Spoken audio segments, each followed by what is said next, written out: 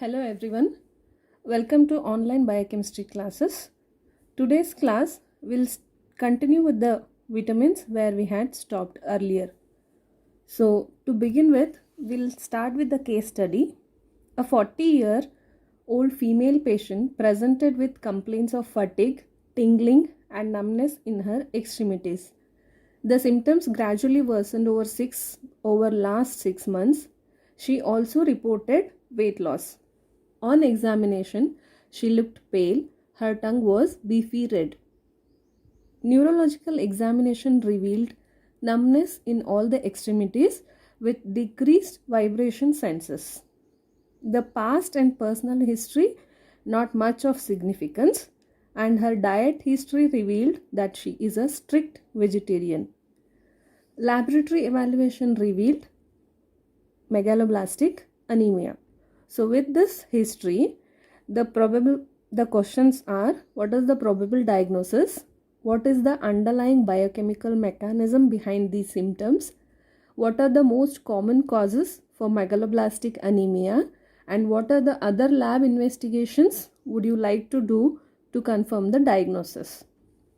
So here we are dealing with the case of vitamin B12 deficiency. The answers for further questions we'll see in further slides. So the objectives of today's class will be to know the structure of B12, absorption and transportation, the biochemical functions, the clinical importance with deficiency manifestations, laboratory evaluation of B12 deficiency and little bit of treatment part. So coming to vitamin B12 proper, brief introduction about it. It is a water soluble vitamin which is only obtained from the animal sources. It is completely absent in vegetarian sources. So the strict vegetarians are more prone for vitamin B12 deficiency. We all know that fat soluble vitamins are stored in the liver and in the adipose tissue. The unique feature of vitamin B12 is that it is the only water soluble vitamin which can be stored in the liver. Vitamin B12 is also called as cyanocobalamin, anti-pernicious anemia factor or extrinsic factor of Castle. One more feature of B12 is that for absorption it requires a protein called as intrinsic factor which is synthesized in the stomach. Any defect in the synthesis of intrinsic factor is associated with a disease condition called as pernicious anemia. Vitamin B12 acts as a coenzyme in 3 important reactions which we'll see later. And the biomedical importance of vitamin B12 is that along with folic acid, it is involved in the synthesis of DNA. It is involved in the synthesis of odd chain fatty acids which are involved in the formation of myelin sheath and in the myelination processes which surround the nerve cells. So, and it is also involved in the energy production indirectly. So vitamin B12 is crucial for neurological functions, synthesis of RBCs. The normal body can store about 3 to 4 milligrams of B12 in the liver, which is usually sufficient for 3 to 4 years even if there is decreased dietary intake or if there is any malabsorption diseases associated with B12 in the body. So deficiency is associated with, can present with different types of manifestations, mainly neurological manifestations, hematological manifestations, and in severe deficiency, psychiatric manifestations can also be present like dementia, depression, mania or psychosis. This is about brief introduction about vitamin B12. So coming to the structure, it has a corine ring with 4 pyrrole rings attached to it. with a cobalt molecule in the center. The fifth linkage is 5,6-dimethyl benzimidazole. Depending upon the sixth linkage, vitamin B12 occurs in different forms. Like if the sixth linkage is with methyl group, it is called as methylcobalamin, and this is the major circulatory or transport form of B12. If it is a hydroxyl group, it is called as hydroxycobalamin, and it is a free form of B12. The third one is attachment of adenosyl group to the cobalamin molecule known as adenosylcobalamin, and it is the storage form in the liver. The fourth one is the cyanocobalamin, where cyanide is attached. Here cyanide is an artifact which is acquired during isolation and purification processes. The cyanocobalamin form is the one which is used as B12 supplements in deficiency states. So these are the four different forms of vitamin B12 which are seen: methylcobalamin, hydroxycobalamin, adenosylcobalamin, and cyanocobalamin. So the recommended dietary allowance for adults, it is about 2 to 3 micrograms per day, and in pregnancy and lactation it is about 4 to 6 micrograms per day. The sources are mainly from the animals like milk and milk products, meat, fish, liver, kidney, red meat, egg, and shellfish. So the strict vegetarians are at risk of developing B12 deficiency. So coming to the absorption and transportation of B12. The absorption site of B12 is the terminal ileum, and it requires an intrinsic factor which is nothing but a glycoprotein which is synthesized from the parietal cells of the stomach. Once it is absorbed, it is transported as methylcobalamin with the help of a transport protein called as transcobalamin, and in the liver it is stored as adenosylcobalamin. The active form of B12, that is free cobalamin, which later gets converted to S-adenosylcobalamin in the mitochondria, which is used in different reactions. And one more coenzyme form is methylcobalamin, which is synthesized in the cytoplasm. So two active forms are S-adenosylcobalamin and methylcobalamin, which is involved in different reactions in the body. So coming to the absorption, the B12 from the food which is released will get mixed up with a molecule called as haptocorrin. Haptocorrin is a glycoprotein which is synthesized from the salivary glands. So B12 with haptochlorine transported from the mouth to the stomach. As we all know that stomach secretes HCl and other acids. The importance of haptocorrin is that it prevents the degradation of B12 from the stomach acids. That is, if there is no haptocorrin bonding with the B12 would be disintegrated by the acids in the stomach. So haptocorrin actually helps in the prevention of degradation by the HCl. Haptocorrin is also known as transcobalamin 1, and it is a glycoprotein synthesized from salivary glands. From the stomach, the haptochlorine with B12 will be transported along the intestine. From the pancreas, the pancreatic proteases are synthesized. These proteases remove haptochlorine from the B12. So at that time, there is one more molecule called as intrinsic factor. It is a glycoprotein synthesized from the parietal cells of the stomach. The B12 will combine with intrinsic factor and then it is transported along the small intestine, and once it reaches the terminal ileum,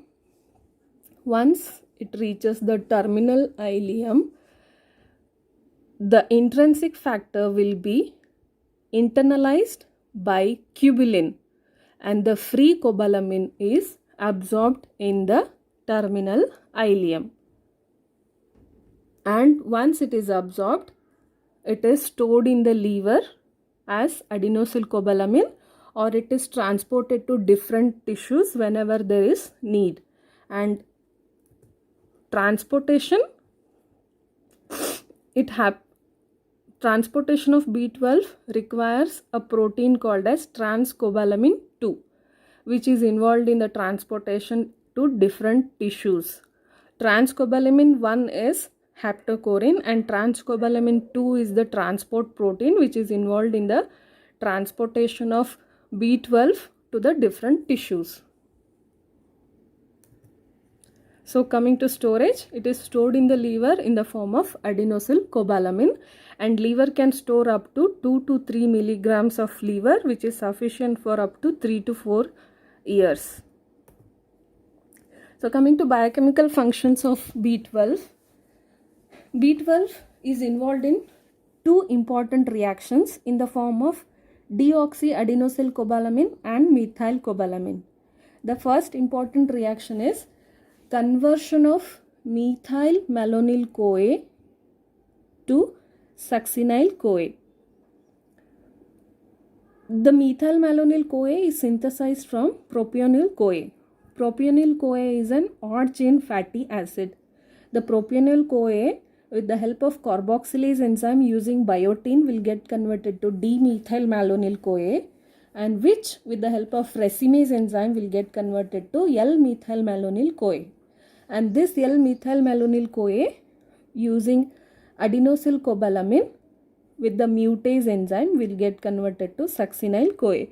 This succinyl CoA subsequently enters TCA cycle and later involved in gluconeogenesis and energy production. So what will happen to propionyl CoA if there is B12 deficiency? So what will happen if there is B12 deficiency? The conversion of methyl malonyl CoA to succinyl CoA will not happen. So there is accumulation of L-methyl malonyl CoA, which leads to methyl malonic aciduria. And this also will lead to accumulation of propionyl CoA. So this propionyl CoA in excessive amounts, in what it does is it replaces acetyl CoA in the myelin sheath, so that leads to demyelination of the neurons. So in the neurological manifestations which are seen in B12 deficiency are because of this excessive accumulation of L-methyl malonyl CoA, which indirectly leads to accumulation of propionyl CoA, which leads to decreased myelination. So the patients will present with neurological manifestations.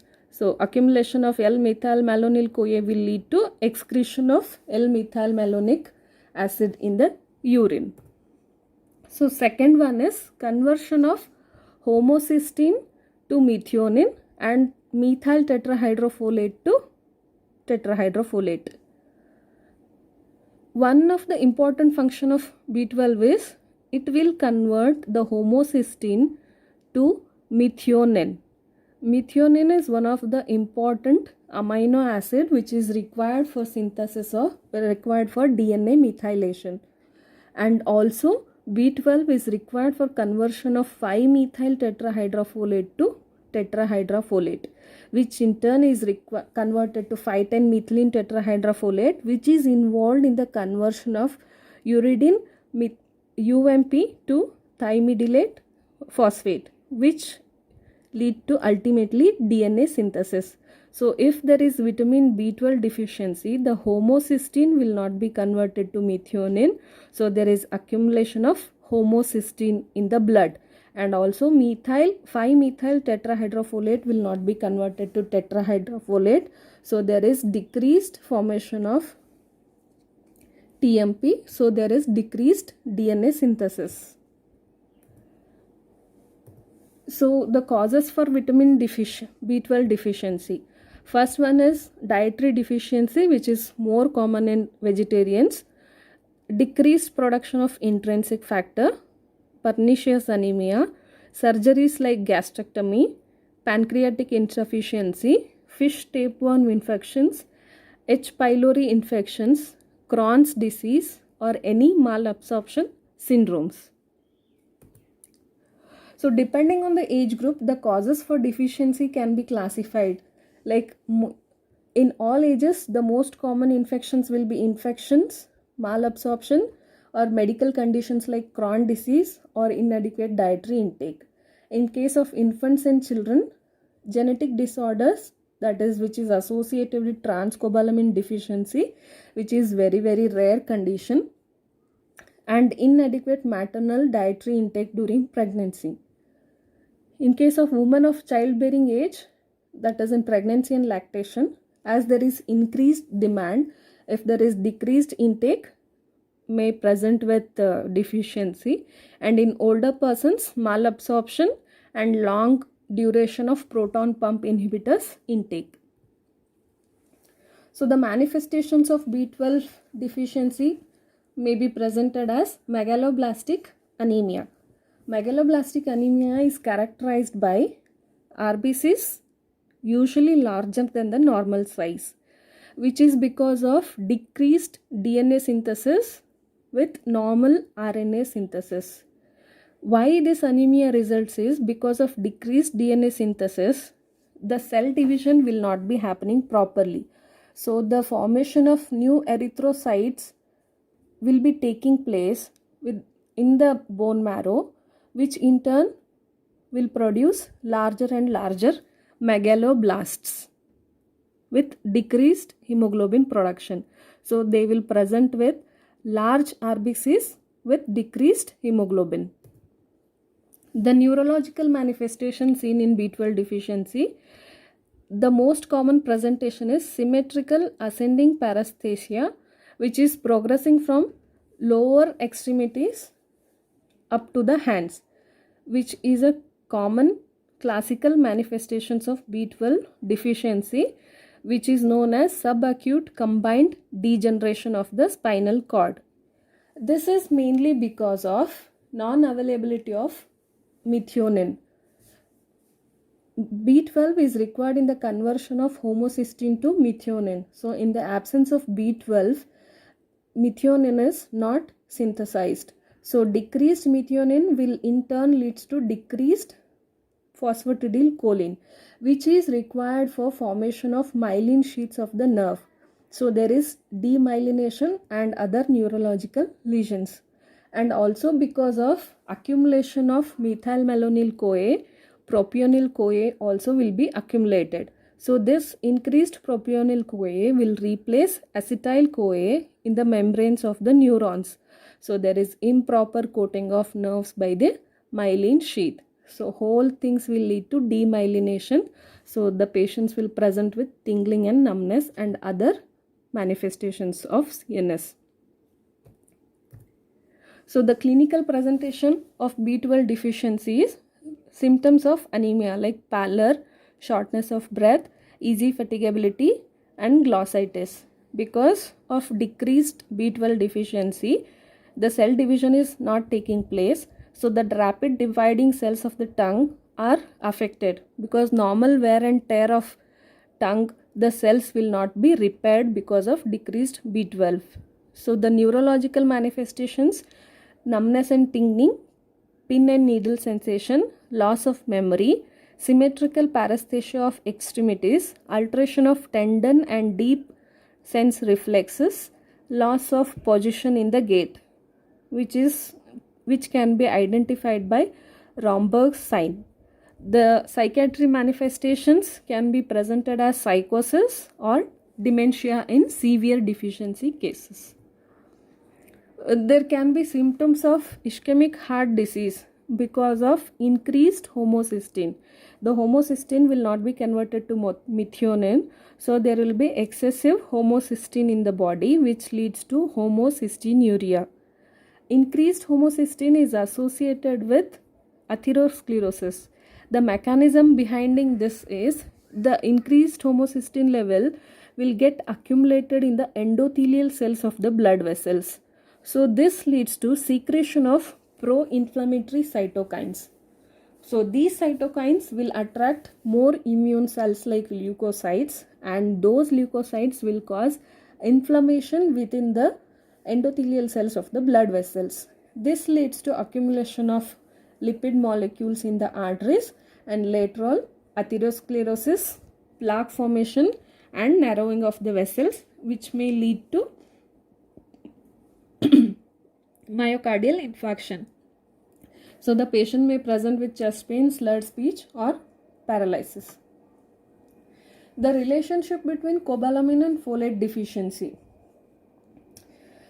Reduction in, because of cobalamin synthesis, tetrahydrofolate is not synthesized. So decreased tetrahydrofolate will lead to decrease in DNA synthesis.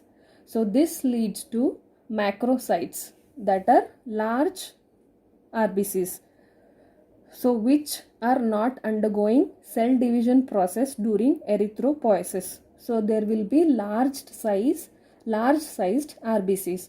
So the patient will have megaloblastic anemia. So inadequate DNA synthesis affects rapidly growing tissues, most commonly in the tongue.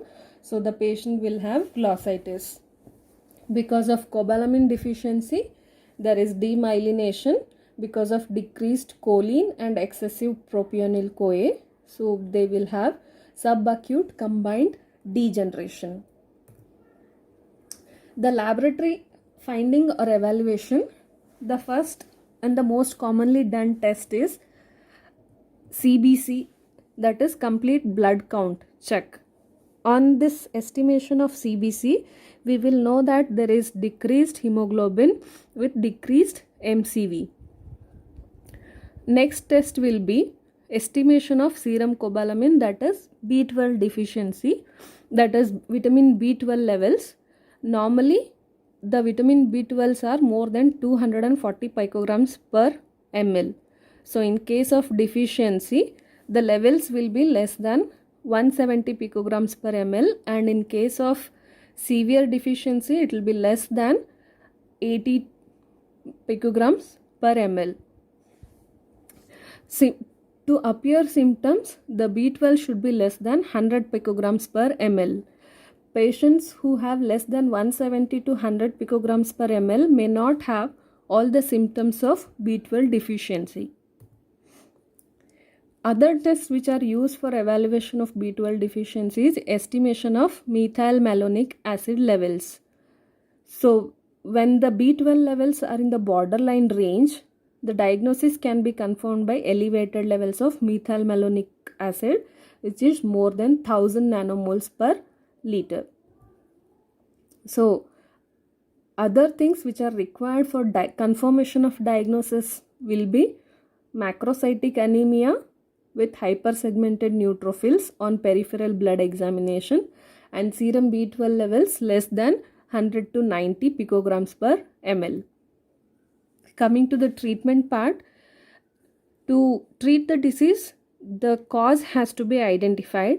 If it is because of decreased dietary intake, more and more oral supplementations can be given.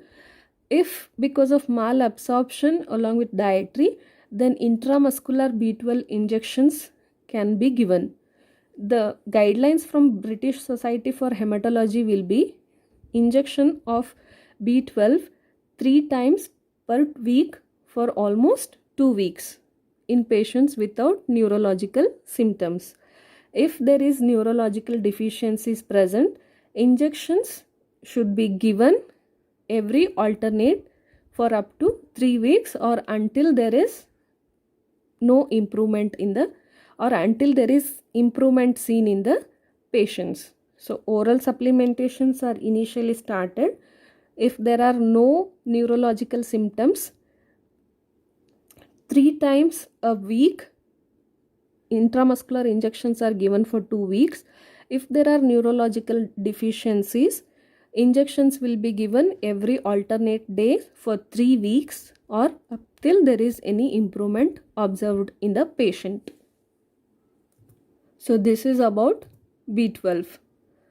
So the most commonly asked questions will be notes on absorption and transportation of B12, the clinical manifestations of B12 deficiency, or for 10 marks whole from the RDA sources, absorption and transportation, biochemical functions of B12 and the deficiency manifestations associated with B12.